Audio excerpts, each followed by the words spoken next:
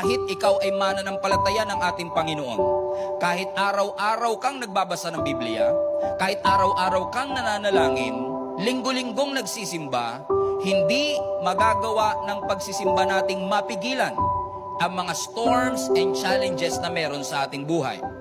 However, ipinangako rin naman ng ating Panginoon na kung dadaan tayo sa mga pagsubok, kung tayo ay mananampalataya at kakapit sa Diyos, may ipinangako naman ang Diyos na kaligtasan sa lahat ng mga taong nananalig sa Kanya. Sabi ng Panginoon, I will be with you. I will protect you. I will deliver you. I will keep you from harm.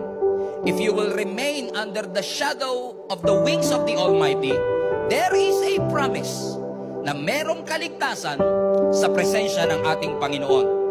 Ibig sabihin, every Christian should not allow the presence of the storm to doubt the presence of God.